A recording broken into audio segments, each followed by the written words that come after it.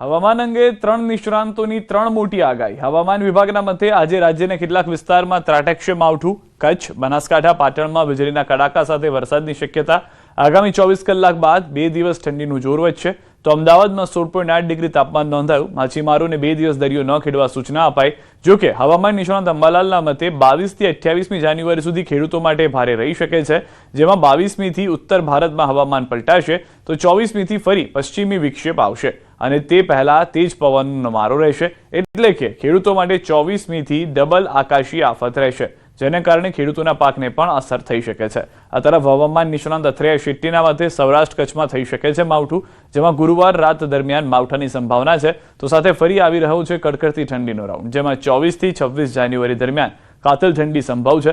Single ડિજિટમાં પહોંચી શકે છે લઘુત્તમ તાપમાન। તો ત્રણ હવામાન નિષ્ણાંતોની ત્રણ આ આગાહી છે। રાજ્યના કેટલાક વિસ્તારોમાં માવઠું ત્રાટકી શકે છે। ભર શિયાળે વરસાદ જોવા મળી શકે છે। કચ્છ, બનાસકાંઠા, પાટણમાં માવઠાની આગાહી કરવામાં આવી છે। आज का जो फोरकास्ट है 22 तारीख, आज आइसोलेटेड प्लेसेस में हम लाइट रेन का पूर्वानुमान दे रहे हैं।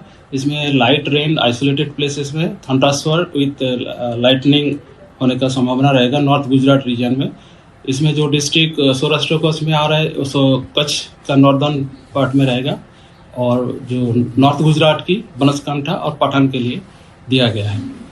इसमें येलो वार्निंग भी जारी किया है।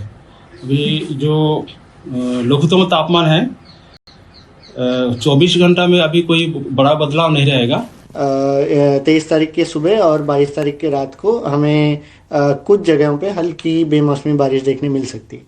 काफ़ी ताकतवर एक वेस्टर्न डिस्टर्बेंस उत्तर भारत को प्रभावित करेगा 22 तारीख से लेके 24 तारीख तक। तो इसी वेस्टर्न डिस्टर्बेंस के असर की वजह से हम देखेंगे कि गुजरात में भी खास करके कच्छ, पश्चिमी सौराष्ट्र और जो उत्तर गुजरात जो राजस्थान से सटे इलाके हैं, इन इलाकों में हमें कुछ जगहों पे हल्की बेमौसमी बारिश देखने मिल सकती है। तारीख 22 થી 28 સુધીમાં ઉત્તર ભારતનું હવામાન પલટો આવશે અને લગભગ ત્યારબાદ 24-25 થી 28 સુધીમાં ગુજરાતના હવામાનમાં પલટો આવવાની શક્યતા છે।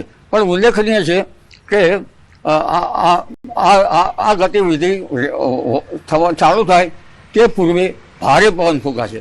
લગભગ પશ્ચિમ સૌરાષ્ટ્રના ભાગોમાં સામાન્ય પવન 30 કિલોમીટર જેટલો પર અવર અને વિન્ડ ગસ્ટ 40 થી 43 ડિગ્રી સેલ્સિયસ 43 ડિગ્રી પર અવરનો પવન ફૂંકાવાની શક્યતા છે।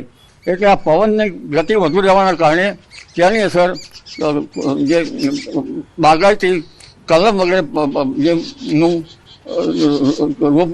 રોપેલ હશે તે બેન્ડ થઈ જવાની શક્યતા છે। કેટલાક પાકો પણ બેન્ડ એટલે વળી જવાની શક્યતા છે।